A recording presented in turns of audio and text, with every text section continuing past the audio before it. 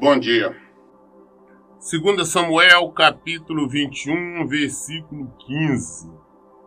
Segundo livro de Samuel, capítulo 21, a partir do versículo 15.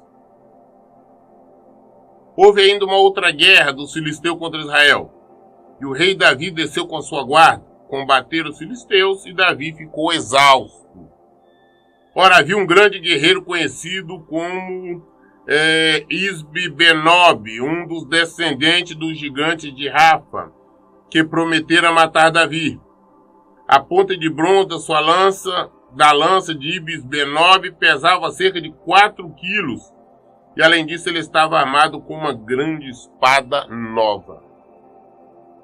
Entretanto, Abissai, cuja mãe era Zeruia, socorreu Davi, atacou o gigante filisteu e o matou. Então os soldados de Davi lhe fizeram a seguinte promessa: nunca mais irás conosco à guerra, para que não apagues a nossa esperança, a gloriosa lâmpada de Israel. Mais tarde ocorreu ainda outra batalha contra os filisteus em Gobe. Naquela ocasião, Sibecai da cidade de Usate matou também um gigante, filho de Rafa, chamado Saf.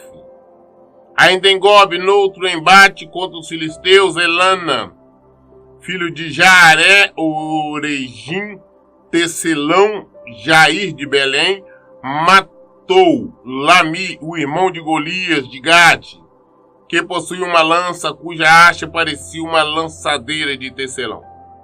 Houve ainda outra batalha em Gate, e ali vivia um homem muito grande, forte, descendente dos antigos gigantes, que tinha 6 dedos em cada mão e cada pé, 24 dedos ao todo. Certo dia se levantou e desafiou Israel, mas Jonatas, filho de Simei, irmão de Davi, o matou. Esses 4 eram descendentes dos gigantes, filhos de Rafa, em Gate, e foram todos mortos por Davi e seus soldados. Os filisteus atacaram mais algumas vezes Israel. Uma delas, Davi foi junto, com a guarda, com os seus guerrilheiros, seus soldados. E existia um dos guerrilheiros filisteus que tinha jurado que mataria Davi. Esse era um dos homens grandes, tipo o Golias. E um homem grande, forte. Dizem que só a ponta da lança dele pesava 4 quilos. Só por aí dá para imaginar o tamanho e a força descomunal desse homem. Isso prometeu matar Davi. Mas Davi não foi morto porque o Abissai, irmão de Joabe, o comandante da guarda dele, entrou e socorreu. Isso tendo em vista que Davi já não era mais jovem e já não tinha mais a habilidade que tinha. Então eles fizeram Davi prometer, falou: olha, você não vai mais com nós à guerra. As guerras surgiram, vão somente nós, você não vai, porque senão na verdade vai ser muito mais empecilho do que ajuda, que eles teriam que estar cuidando de Davi. Mas depois disso houve uma série de outras batalhas e outros guerrilheiros grandes, grandes soldados filisteus foram mortos, e aqui fala até sobre o último deles, que é um que tinha inclusive 6 dedos em cada mão e cada pé. E quem matou foi um sobrinho de Davi. Então fala aqui sobre já os fins das vitórias sobre os filisteus. 2 Samuel capítulo 22. Este é o hino que Davi dedicou e cantou a Deus quando o Senhor livrou de todos os seus inimigos e das garras de Saul. Diz o cântico de Davi: o Senhor é meu penhasco e minha fortaleza, quem me liberta é o meu Deus. Nele me abrigo, meu rochedo, meu escudo e o poder que me salva, minha torre forte e meu refúgio. Ó meu Salvador, tu me livras da violência. Digno é o Senhor de todo louvor. Eu invoco a Deus e sou salvo dos meus inimigos. As cordas da morte me enredaram, as torrentes da destruição me aterrorizaram. Os laços do inferno me envolveram, e as ciladas da morte me atingiram. No meu desespero clamei ao Senhor, gritei por socorro ao meu Deus. Do seu templo ele ouviu a minha voz, minhas súplicas chegaram à tua presença, e seus ouvidos me deram atenção. Então toda a terra estremeceu e agitou-se o fundamento dos montes. Se abalaram, tremeram por causa da ira de Deus. Das suas narinas subiu fumaça, da sua boca saíram brasas vivas de fogo devorador. Ele rompeu os céus e desceu. Nuvens escuras estavam sobre os seus pés. Montou um querubim e voou, deslizando sobre as asas do vento. Fez das trevas um manto no qual se ocultou. Das nuvens escuras carregadas de água, o abrigo que o envolvia. Com o fulgor da sua presença, as nuvens se desfizeram em granizo e raios, quando dos céus trovejou o Senhor e fez ressoar a voz do Altíssimo. Atirou suas flechas e afugentou meus inimigos, e com seus raios os arrasou. O fundo do mar apareceu, os alicerces da terra foram expostos por causa da tua severa repressão, ó Senhor, com o sopro forte das tuas narinas. Das alturas estendeu a mão e me agarrou, arrancou-me das águas profundas. Livrou-me do meu adversário, poderoso de todos os meus inimigos, muito mais forte do que eu. Eles me atacaram no dia da minha infelicidade, mas o Senhor foi o meu abrigo e protetor. Ele me concedeu plena libertação, livrou-me por causa do seu amor leal a mim. O Senhor me tratou conforme o meu justo coração, conforme a honestidade das minhas mãos, recompensou-me. Pois tenho andado nos caminhos do Senhor, não tenho agido como ímpio, afastando-me do meu Deus. Todos os seus mandamentos estão presentes em meu ser, não me desviei dos seus decretos e preceitos. Tenho sido irrepreensível para com ele e não me permiti praticar qualquer mal. O Senhor me recompensou, segundo a minha justiça, conforme a pureza que os seus olhos viram em minhas mãos. Ao fiel e bondoso te revelas, fiel e bondoso. Ao irrepreensível te revelas, irrepreensível. Ao puro te revelas puro, mas com perverso reage às alturas. Salva os pobres, que são humildes, mas humilha os soberbos e altivos. Tu, Senhor, conservas brilhando a minha luz. O meu Deus transforma em luz as minhas trevas. Com a tua ajuda posso atacar uma tropa, e com meu Deus posso transpor muralhas. Este é o Deus cujo caminho é perfeito. A palavra do Senhor é comprovadamente verdadeira. Deus é um escudo para todos aqueles que nele buscam abrigo. Pois quem é Deus além do Senhor? E quem é a rocha a não ser o nosso Deus?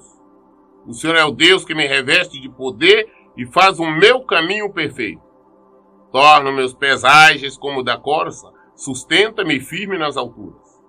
Exercita minhas mãos para a batalha e fortalece meus braços para o vergar do arco de bronze. Tu me dás o teu escudo da salvação, tua mão direita me garante a vitória. Desces ao meu encontro para dignificar-me. Aplainaste o meu caminho para que, andando livre, meus tornozelos não se torçam. Persegui os meus inimigos e os alcancei, e não regressei enquanto não foram destruídos. Arrasei-os, e não conseguiram reerguer-se, morreram debaixo dos meus pés. Deste-me poder para a batalha, subjugaste os que me traíram e se voltaram contra mim. Colocaste os meus inimigos em fuga e exterminei os que me odiavam. Gritaram por salvação, mas não houve quem os livrasse. Clamaram até pelo Senhor, mas ele não lhe respondeu. Eu os reduzi a pó, poeira que o vento carrega, pisei-os como quem pisa na lama das estradas. Tu me livraste de um povo rebelado, fizeste-me o grande chefe das nações, um povo que não conheci, colocaram-se ao meu serviço. Assim que me ouve e me obedece, são estrangeiros que se curvam a mim. Todos perderam a coragem, enfraquecidos e apavorados, saem dos seus redutos. O Senhor vive. Bendita a rocha da minha vida.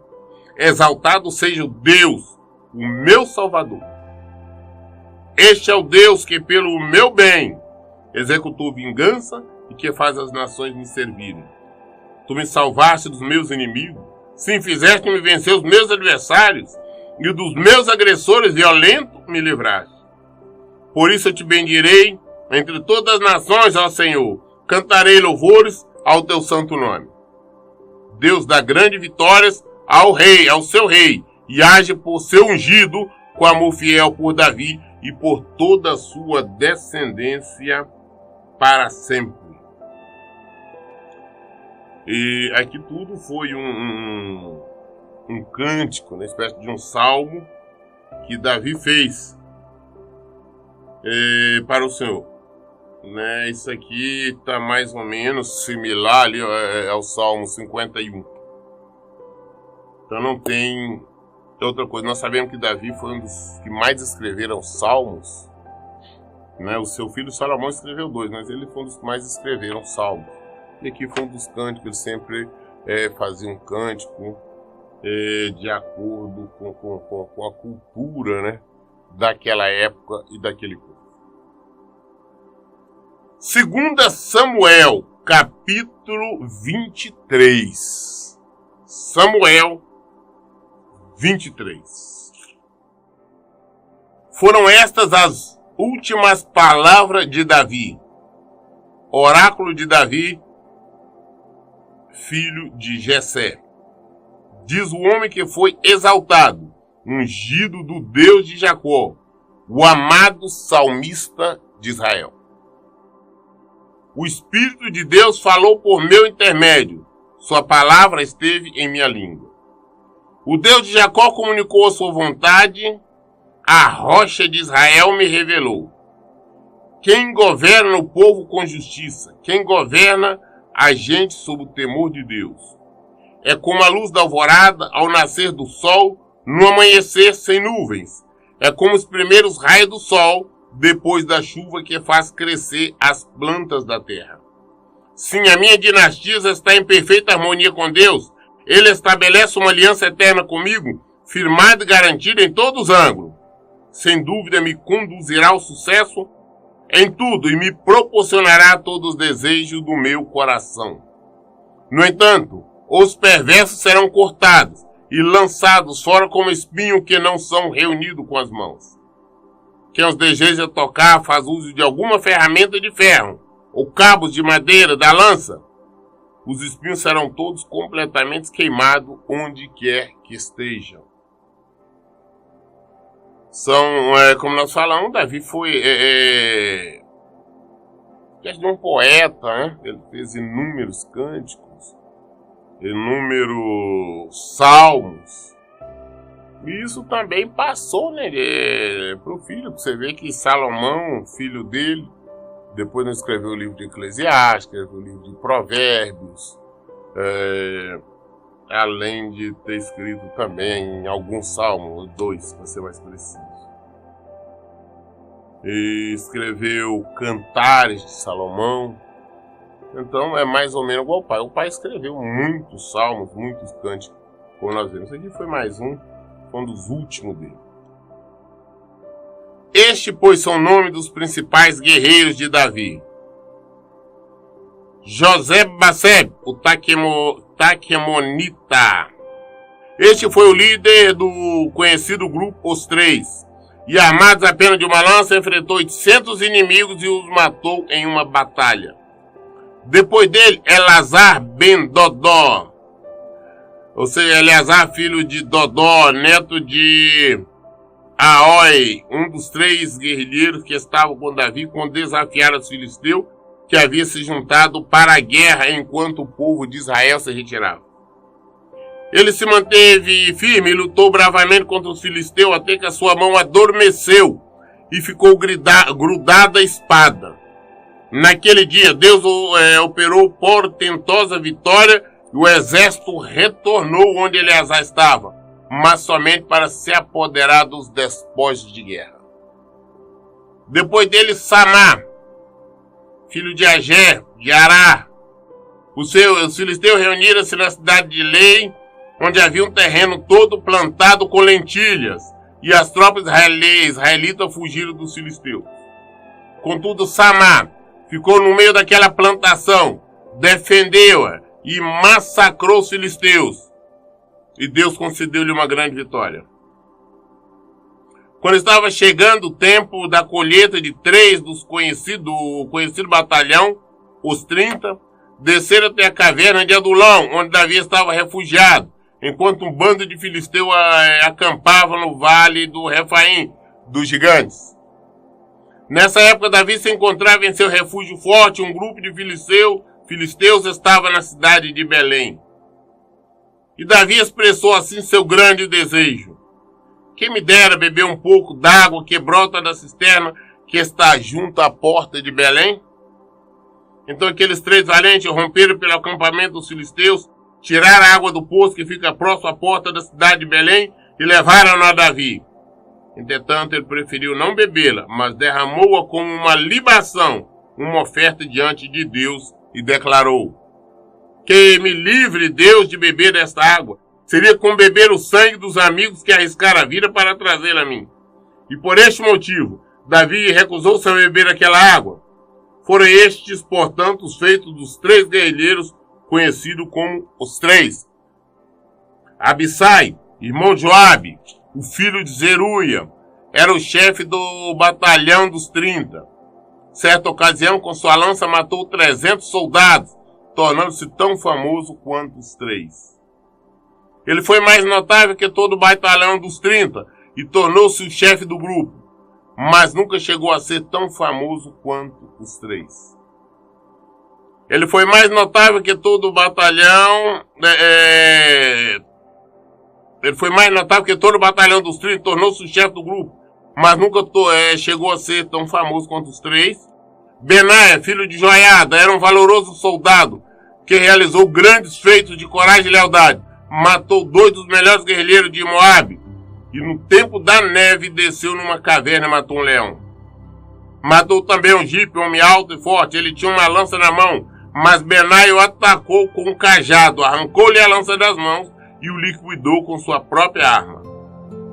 Essas, pois, foram as grandes realizações de Benaia, filho de Joiada, que também foi considerado entre os famosos como os 3 principais guerreiros de Davi.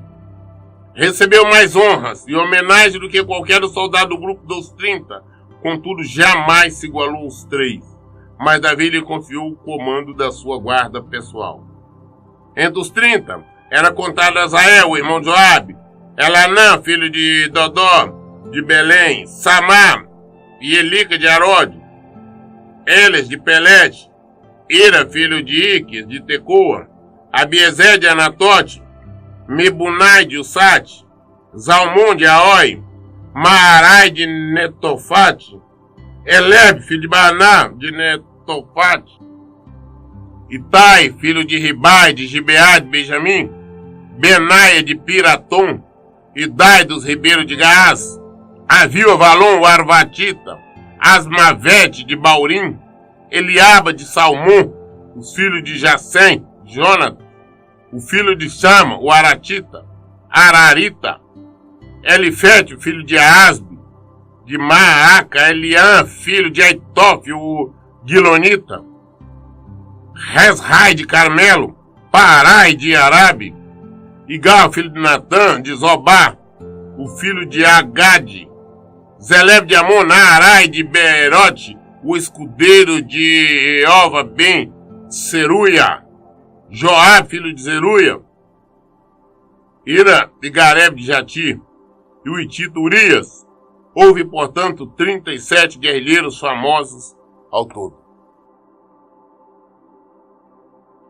Os guerrilheiros famosos de Davi, da guarda de Davi, foram 37. Então nós vemos alguns nomes destes que foram famosos, que sobressaíram de alguma maneira, mataram mais, aqueles que foram usados por Deus. Os mais famosos guerrilheiros combatentes da época de Davi, que estavam a serviço de Davi, que nós citamos aqui, não tem porquê, nós estávamos comentando muito sobre a vida de cada um. 2 Samuel, capítulo 24. Então, mais uma vez, irou-se Deus contra Israel e moveu Davi a punir o povo, ordenando: vai agora e faz a contagem completa do povo de Israel e de Judá.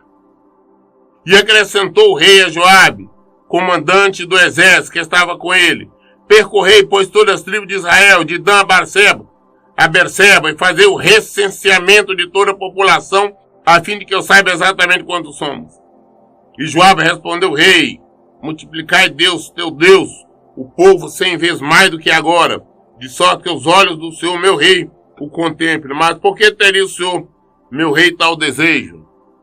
Entretanto, a palavra do rei prevaleceu sobre os questionamentos de Joabe e sobre a ponderação dos comandantes do exército. Então Joabe e os comandantes do exército saíram da presença do rei com o objetivo de realizar a contagem de todo o povo de Israel. E atravessando o rio Jordão, deram início ao censo em Aroer, ao sul da cidade, no vale. Depois partiram para Gade e de lá para Jassá, Gileade, a terra de Tarim, a nova Gades dos Hititas. Chegaram a Dan e a cercania de Sidom. Dali seguiram rumo à fortaleza de Sor, Tiro e de toda a cidade dos heveus e dos cananeus. E por último foram até Bir-Siva, Berseba, na região sul de Judá, o Negueb. Tendo percorrido toda a terra, retornaram a Jerusalém ao fim de 9 meses e 20 dias. Então Joabe apresentou ao rei o número obtido pelo recenseamento do povo. Israel contava naquela ocasião com 800 mil homens, capazes para o serviço militar, e em toda Judá, mais 500 mil soldados. A ira de Deus, eu sempre tenho falado sobre isso, como estaria em Romano. A ira de Deus se manifesta de maneira diferente. Não é como nós imaginamos: não, a ira de Deus vai fazer acontecer um terremoto, a terra destruir, prédio cair, matar todo mundo. Não, a ira de Deus faz com que o ser humano age de forma rebelde, em rebelia à sua palavra. Deus, para punir o povo de Israel pela rebeldia, fez com que Davi errasse. O que fez? Fez com que entrasse no coração de Davi fazer a contagem do povo de Israel. Você vê aquela desconfiança. Davi estava vencendo todas as guerras, tinha dado descanso até das guerras, mas de repente Davi sentiu vontade de contar, saber exatamente quantos soldados tinha em todo Israel, quantos soldados que ele poderia contar. Então mandou fazer o censo, a contagem geral de todos os soldados, todas aquelas pessoas que eram aptas para guerrilhar, lutar. Isso mais ou menos a partir, acho que dos 18 anos ou 19 anos para cima. Se tivesse habilitado, tivesse condições de lutar e guerrear. Quando ele chamou os comandantes dele, inclusive Joabe, falou: não faça isso, rapaz, que Deus multiplique por 100 vezes. Não faça contagem, não. Estão vencendo, é o soldado do Senhor, quem vence é o Senhor. Por que contar? Mas ele era o rei, ele insistiu, ele determinou, e por este motivo eles tiveram que ir. E percorreram então todo Israel, todo soldado fazendo a contagem, anotando tudo. E levaram 9 meses e 20 dias para fazer toda a contagem. E chegaram a apresentar o relatório a Davi. Na época tinha 800 mil homens capazes para o serviço militar, e em Judá mais 500 mil. O erro, Davi. O erro. Porque se para Deus vencer uma batalha, Deus não precisa de números. Nós vimos várias vezes. Ao longo da história, nós estamos lendo a Bíblia esse dia, nós vimos. Nós temos um caso de Gideão lá que Deus falou: não, mano, todo mundo embora, é muito, então vamos falar coisas que venceram. Deus não precisa de números para obter vitória, porque quem vence é Ele. Ao Davi agir assim, está mostrando que Davi estava confiando na força humana. Para não saber quanto nós temos, não. Com um só, Deus vence. Contexto nenhum. Às vezes nós queremos saber o que nós temos. Ah, não, eu vou fazer isso, eu tenho que saber se eu tenho condição. Não. Se nós estamos em o nome do Senhor, não precisamos ter condição de nada. A condição é o Senhor. A nossa condição é o Senhor. Quem luta por nós é o Senhor. A batalha do Senhor. Nós temos que obedecê-lo, fazer a vontade dele.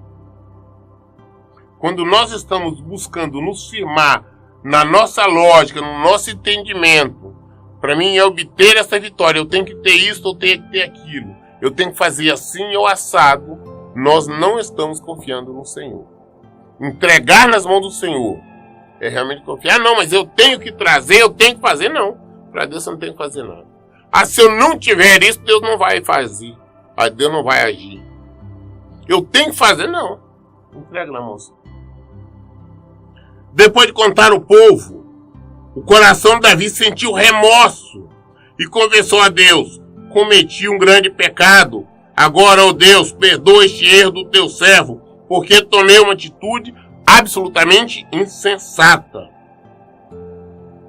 Depois que chegou a contagem, depois de tudo, ele se arrependeu. Falou: meu Deus, o que eu fiz? Se arrependeu. Por que eu fiz isso? Eu sou louco, eu não precisava fazer isso. Aí foi diante de Deus, pediu perdão.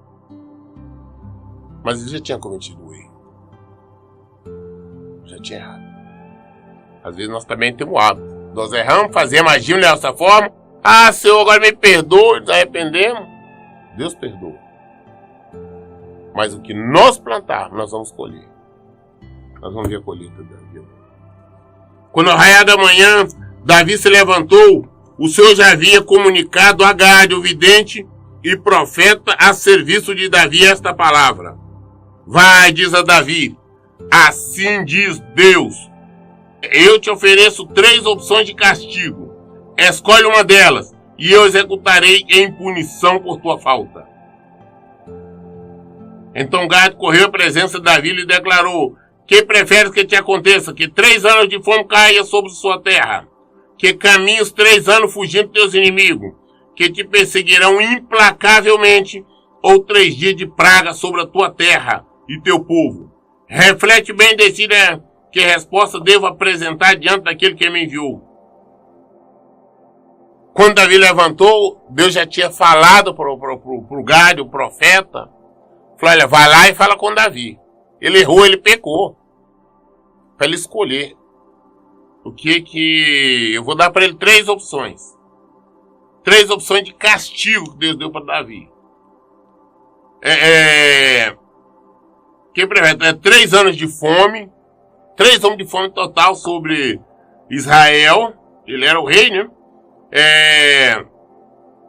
Ou então que fuja 3 anos diante dos inimigos. Ou seja, que existe uma perseguição feroz em cima dele. Durante 3 anos vai ficar fugindo dos inimigos. Ou então que exista uma praga, uma enfermidade, doença, uma peste sobre Israel durante 3 dias. Você que tem que escolher. Você pecou. Existe o pecado. Como eu te disse, o que nós semearmos, nós vamos colher. Nós falamos a vida, nós erramos desta ou daquela maneira. Nos arrependemos, pedimos perdão a Deus. Mas o nosso erro, nós vamos pagar. Deus nos perdoa. Somos perdoados por Deus. O pecado que nós cometemos, se nós realmente nos arrependemos, não vai impedir de nós alcançarmos a salvação. Mas aqui nós vamos pagar sim pelo nosso erro. Todo e qualquer erro. Deus mandou o profeta falar com Davi: escolhe. Qual dos 3 você quer? 3 anos de fome, 3 anos fugindo dos inimigos, ou 3 dias de peste sobre Israel? Davi respondeu a Gade: eis que é grande a minha angústia. Prefiro cair nas mãos de Deus, porquanto enorme é a sua misericórdia, a ficar à mercê do castigo dos homens. Davi falou: não, eu prefiro cair nas mãos de Deus. Ou seja, que Deus envia a praga. Prefiro não ter que estar fugindo de inimigo. Não prefiro a fome. Falou: então tá bom. Sendo assim, o Senhor mandou a praga sobre todo Israel, desde a manhã até o tempo determinado, e morreram 70 mil homens da população, desde Dan a Berseba, do norte ao sul da nação. Escolheu assim, então tá. O tempo determinado, 3 dias, durante 3 dias, a peste, a doença, a enfermidade, onde foi exterminado 70 mil homens. Deus matou. Davi não tinha contado? Tinha quantos mil soldados? Agora ele viu baixar. Quando o anjo estendeu a mão para destruir Jerusalém, Deus, condoído, decidiu suspender sua punição ao povo e ordenou o anjo que estava destruindo a população: basta, retira tua mão agora. Naquele momento, o anjo do Senhor estava próximo da eira, o terreiro de malhar cereais que pertence a Araúna, o Zebuseu. Quando nós estamos falando, não, gente, está acontecendo isso, aquilo, um mal, o anjo do Senhor é a ordem de Deus, está sendo executada. O anjo do Senhor executou a ordem, matou 70 mil homens, ia destruir Jerusalém, já venceu o prazo, chega. E nesse momento Deus permitiu até que Davi visse o que estava acontecendo, que a culpa era dele. Ao contemplar o anjo que estava matando o povo de Israel, exclamou Davi a Deus: fui eu quem pecou, só eu sou culpado da iniquidade. Essas pessoas não passam de ovelhas, que mal fizeram?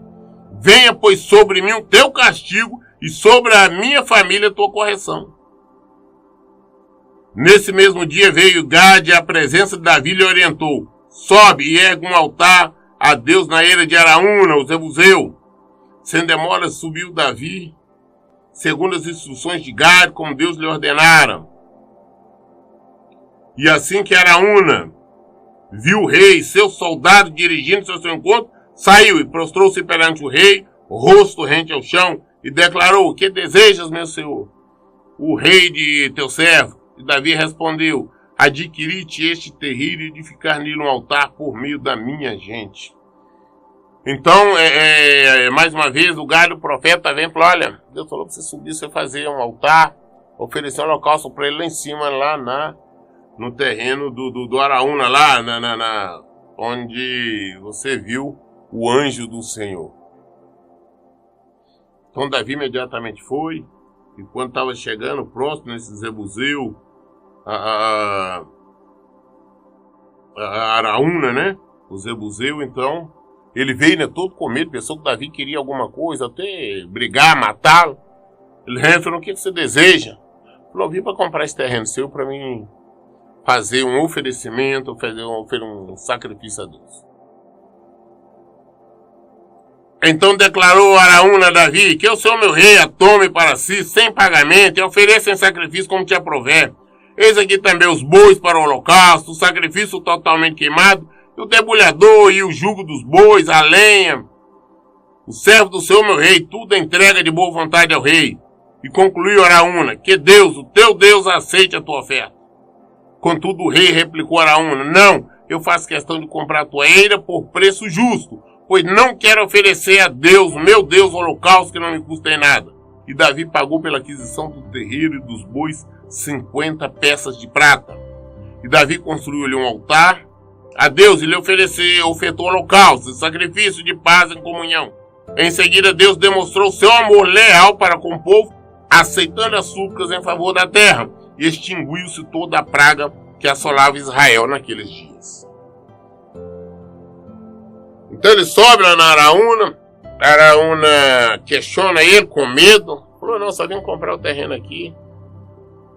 Eu quero fazer um altar aqui para oferecer a Deus. Araúna falou: não, não tem que comprar nada. Eu lhe dou isso para você oferecer a Deus. Lhe dou os bois para você oferecer o sacrifício. Te dou a lenha para você queimar. Dou tudo. Falou: não. Davi falou: não quero assim não. Eu quero pagar, porque eu não posso oferecer um sacrifício a Deus que não me custe nada. Comprou e pagou. Aí ele fez a oferta ao Senhor e Deus a recebeu, os sacrifícios, os holocaustos. E assim acabou toda a praga. Mas o que nós vemos que toda desobediência tem correção, tem punição. O povo de Israel recebeu punição, Davi recebeu punição. Portanto, devemos evitar o pecado, devemos evitar o erro, que nós vamos pagar por ele. Deus vai nos perdoar, não perderemos a salvação, mas receberemos a punição.